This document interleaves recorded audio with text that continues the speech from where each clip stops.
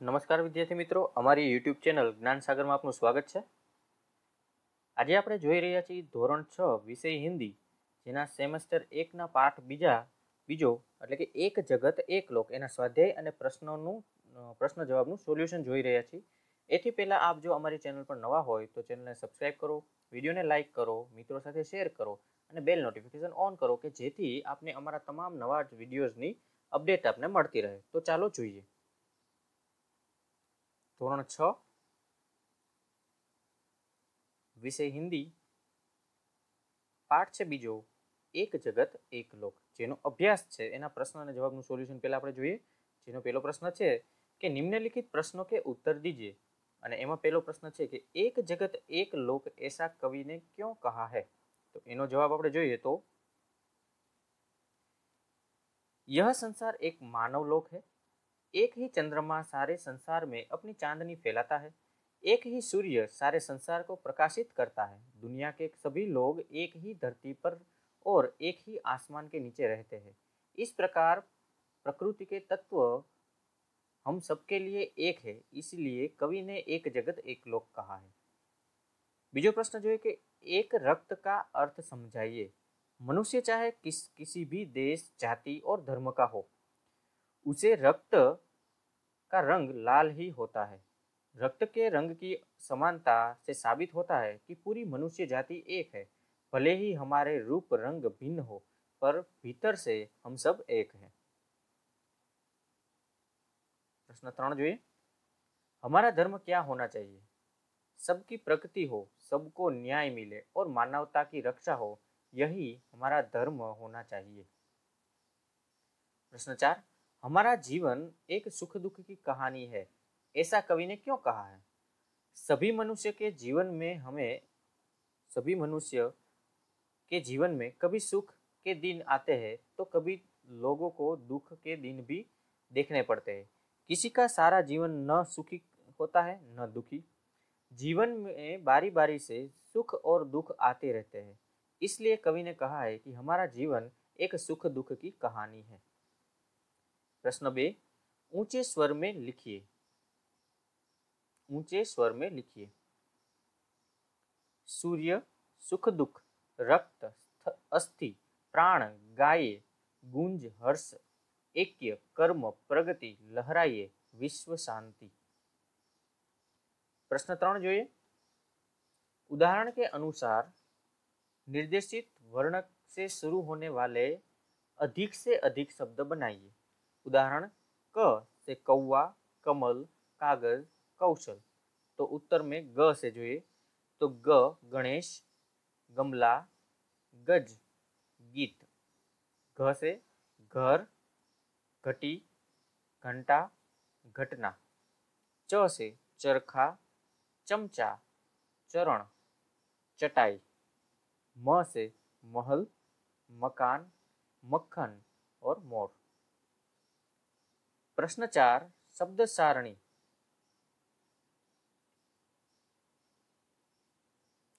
उपर्युक्त सारणी में कुछ शब्द दिए गए हैं. सार्थक शब्द ढूंढकर घेरा बनाइए और उनका वाक्यों में प्रयोग कीजिए.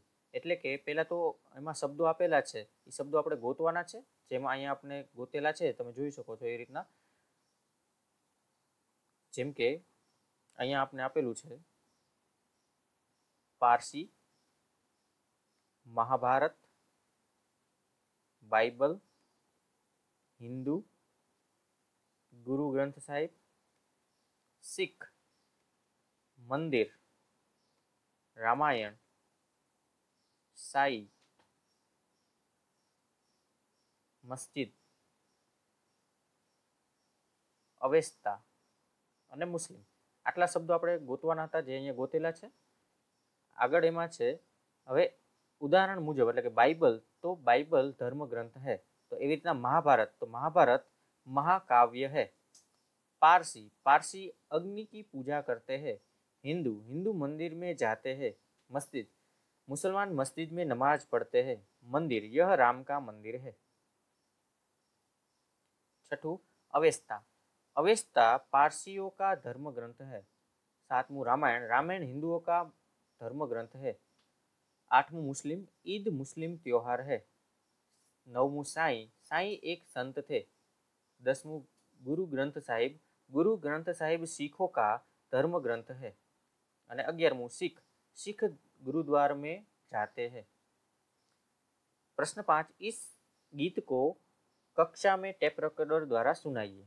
પછી આપણે જોઈએ સ્વાધ્યાય એના પ્રશ્નો જોઈએ છીએ। तो प्रश्न 1, निम्नलिखित प्रश्नों के उत्तर दीजिए। જેમાં પહેલો પ્રશ્न છે, इस काव्य में प्रकृति के कौन कौन से तत्व है। तो એના જવાબ તરીકે જોઈએ તો इस काव्य में प्रकृति के तत्व चंद्रमा, सूर्य, भूमि, आकाश, हवा और पानी है। प्रश्न 2, काव्यों का ऐसा शीर्षक एक जगत एक लोक क्यों रखा गया है। एनो उत्तर, पूरे विश्व को एक ही सूर्य प्रकाश देता है। विश्व में एक ही हवा रही है और पानी भी एक ही है। सबके जीवन में सुख और दुख समान है। मनुष्यों का शरीर मांस और हड्डियों से बना है। इस तरह कवि ने पूरे विश्व की एक सिद्धि की है। इसलिए इस काव्य का शीर्षक एक जगत एक लोक रखा गया है। प्रश्न 3, आप इस काव्य को और कौन कौन से शीर्षक देना चाहेंगे। हम इसके अलावा काव्य को ये शीर्षक देना चाहेंगे, एक विश्व पूरा तथा हम सब विश्व बंधु। चौथो प्रश्न, सभी नदियां अलग अलग है, फिर भी कवि क्यों कहते हैं एक ही पानी। सभी नदियों के पानी की वैज्ञानिक संरचना एक जैसी है। सभी पानी का मनुष्य के लिए समान उपयोग है, इसलिए कवि अलग अलग पानी को भी एक ही पानी कहते हैं। प्रश्न 2 जो विलोम अर्थ वाले शब्दों के जोड़े बनाइए और उदाहरण के अनुसार वाक्य में प्रयोग कीजिए। जेम के पास तो दूर, तो मेरे घर के पास मीना का घर है और मीना का घर मेरे घर से दूर नहीं है। तो एवी रीतना शुभ तो अशुभ, चेतन तो जड़, जीवन, मृत्यु, स्वामी, दास, प्रकाश तो अंधकार। एना वाक्यना प्रयोग आपणे जोईए। शुभ, विजयादशमी का दिन सबके लिए शुभ दिन है। कल का दिन आपके लिए अशुभ था। बीजो प्रश्न, चेतन तो वृक्षों में भी चेतन है, वनस्पति जड़ नहीं है। त्रीजू जो जीवन तो औषधियां हमें जीवन देती है, औषधियां हमें मृत्यु से बचाती है। ईश्वर सबका स्वामी है, वह किसी का दास नहीं है। सूर्य हमें प्रकाश देता है, दीपक अंधकार का नाश करता है। प्रश्न 3, उदाहरण के अनुसार समान प्रास वाले शब्द बनाकर लिखिए। उदाहरण, आना तो जाना, तो एवी रीतना सुनकर, मेहरबान सेठानी, बागबान जेठानी, पटकर, तो एवी रीतना सुनकर तो पटकर, मेहरबान तो बागबान और सेठानी तो जेठानी। प्रश्न 4, निम्नलिखित भाव दर्शनी वाली काव्य पंक्तियां लिखिए। पूरे विश्व में एक ही सूर्य का प्रकाश है, एक ही हवा चल रही है और एक ही प्रकार का जल है। तो आवु जे काव्यनी पंक्ति में आवतुं ए पंक्ति आपणे लखवानुं छे। तो एक तेज एक हवा एक ही पानी। बीजू जो समता का यह गीत पूरा विश्व हमेशा गा रहा है। तो हर्ष भरे गाये हम राग सुहाने, समता और ममता के गीत तराने। आगळ प्रश्न 5, समानार्थी शब्द ढूंढकर घेरा बनाइए और लिखिए। जेमां समानार्थी शब्दों छे एना घेरा એટલે કે ચોરસ અથવા તો ગોળ બનાવવાનું છે। તો અહીંયા આપણે એ બધા શબ્દો બનાવેલા છે, જે આપ વિડિયો પોઝ કરી અને લખી શકો છો અહીંયાથી। આગળ એ શબ્દો છે એની આપણે જોડી બનાવીએ। તો લોક તો વિશ્વ અથવા દુનિયા, માન તો सम्मान प्रतिष्ठा, निशान चिन्ह अथवा संज्ञा, हाथ तो हस्त अथवा वाणी અને અંબર તો આકાશ આસમાન ગગન। આટલા શબ્દો આમાંથી ઉપરથી બનશે। હવે પ્રશ્ન 6 જોઈએ તો પ્રશ્न 5 में दिए गए कोष्टक में से आपने जो दो समानार्थी शब्द ढूंढे हैं उनका वाक्य में प्रयोग कीजिए। એટલે કે જે આપણે શબ્દો ઉપરના પ્રશ્નમાં ગોત્યા છે એના આપણે હવે વાક્ય બનાવવાના છે બંનેના। જેમ કે હાથ તો જ્યોતિષીને सीता का हाथ देखा, पाणी, लड़की ने पाणी, लड़की के पाणी सुंदर है। હવે બીજું જોઈએ આપણે, विश्व, सारा विश्व एक है। दुनिया, दुनिया में बहुत से देश है। सम्मान, हम बड़ों का सम्मान करें। એવી જ રીતના अच्छे कामों में सभी हमारी प्रतिष्ठा बढ़ती है। આગળ જોઈએ ત્રીજું, चिन्ह, हमारे किसी के पैर का चिन्ह है। हम किसी के पैर का चिन्ह है। दरवाजे पर कोई संज्ञा नहीं है। हस्त की शोभा दान है। सीता ने पानी से पानी पिया। आकाश, आकाश का यही अंत नहीं है। आसमान, आसमान का रंग नीला है। धीरे धीरे गगन बादलों से छा गया। આગળ પ્રશ્ન 7 જોઈએ।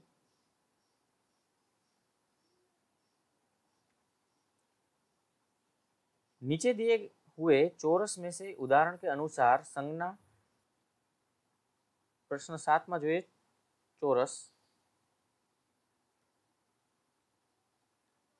तो અહીંયા कमल, सागर, भारत, फूल, हिमालय, आरती आ रीते बने छे। आगळ एना जवाबों पाछा જોઈએ આપણે, तो कमल छे तो तालाब में कमल खिलते हैं। सागर, तो सागर की शोभा दर्शनीय है।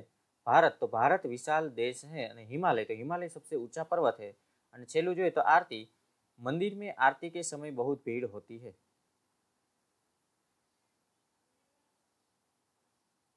विद्यार्थी मित्रों, અહીંયા આપણે આ પાઠનું સોલ્યુશન પૂર્ણ કરીએ છીએ। ખૂબ ખૂબ ધન્યવાદ।